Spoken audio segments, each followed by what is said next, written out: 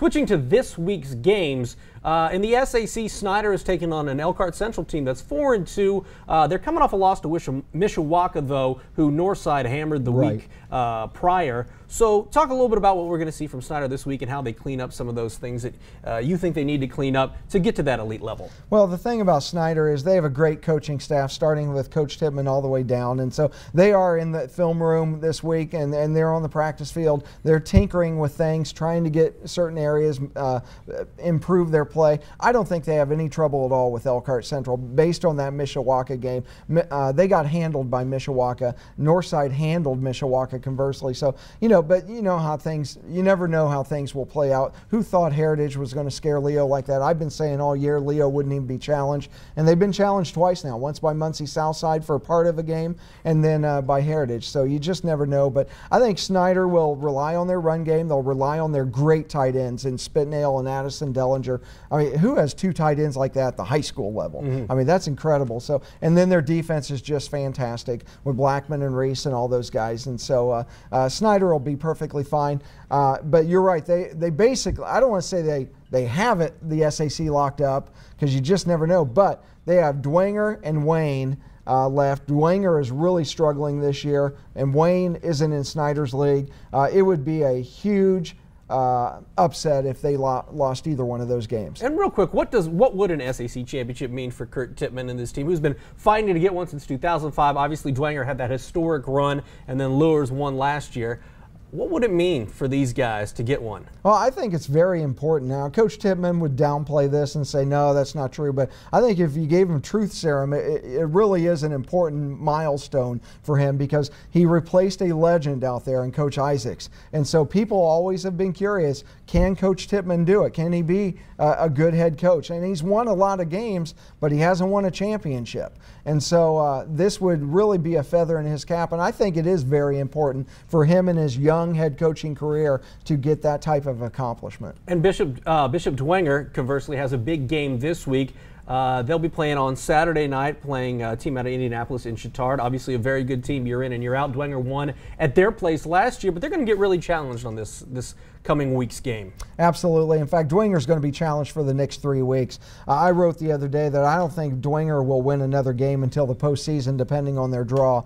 They have Chittard, who only has 2 losses, but they've lost to Cincinnati Elder and Cardinal Ritter out of Indianapolis, 2 very, very good teams. And then they have Snider and Lures to wrap up the season. Just a brutal ending to Dwenger's schedule and a very trying year, and it started in the very first week of training camp. Yep.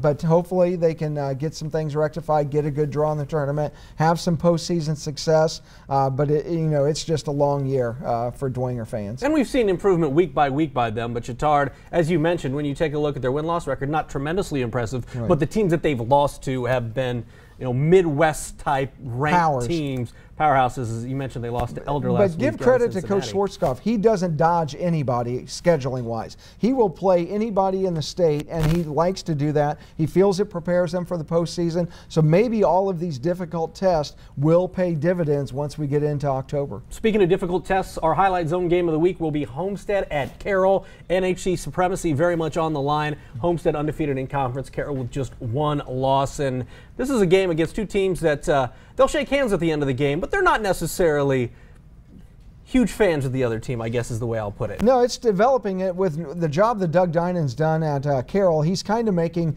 Carroll's program the Homestead of the North, like Coach Zolman's done out in Aboit.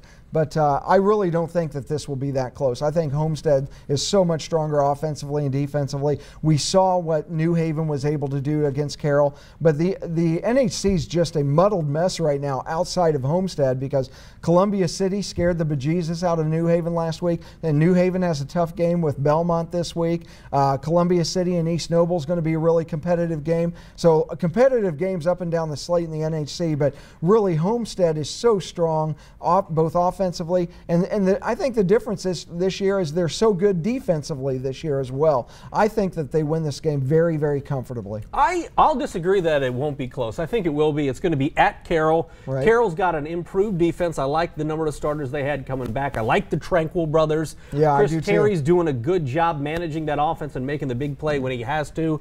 Pifo's done a good job out there at receiver. Crumley's tough. He's a little guy, but he can get some yards. I don't know. I like what Carroll's going. I think they're going to make this a ball game. That Coke kid's really, really good for Homestead. You wait and see. He's going to make some plays this week. All right. I still think it's the best defense that Homestead has played, so I think it could be a close one. Homestead obviously favored, but I think it'll be by a touchdown. I don't know, maybe 10 points. We'll see. 17. 17. Okay, that's your call. Last game we're going to talk about, NECC, and this is a big one. Fairfield and Lakeland, two teams that can score a lot of points. Obviously, Busco is undefeated like these two teams are in conference, but what do you expect to see from this Lakeland game? Well, it's really interesting in the NECC because it's a league of haves and have-nots. There's three teams that really stand out, and then the rest are down at the bottom, and so you don't know until they play each other. And the way the schedule is set up, they always play each other over the last few weeks of the season. So it's hard to gauge what these teams can do. If you look at the statistics, both Fairfield and Lakeland, explosive offensively, great defensively. But is that a result of who they played, or is that really their true ability? What's interesting about this rivalry, and it definitely is a rivalry now, they've split the last 4 games with the road team winning every time, which is very, very interesting. I think, so maybe Fairfield has the advantage in that regard, but Lakeland, obviously being at home, and they're good this year. Those 3 teams are unbeaten, so really, this is kind of a pseudo playoff for the NECC championship over the next few weeks.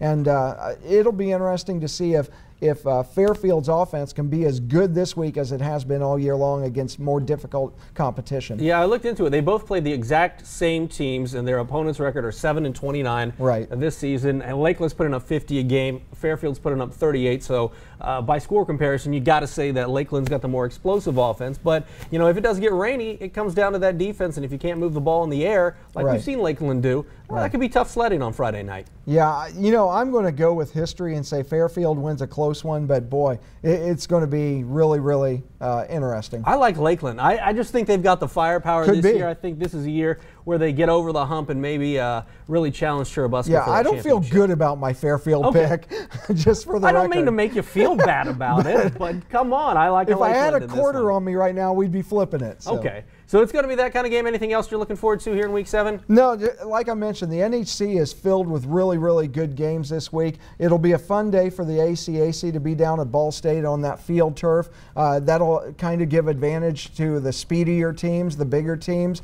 But, you know, it's interesting. Woodland's been playing better the last few weeks. Scared Garrett this week. Yes, they did. And so now they're not going to do much against Leo. I understand that. But kudos for those Warrior kids. Keep plugging along, never give up, and keep working. And they've really made strides the last few weeks, and we'll see what they can do in the postseason. All right. Should be interesting. He's Tom Davis. I'm Glenn Marini, and we'll see you next week.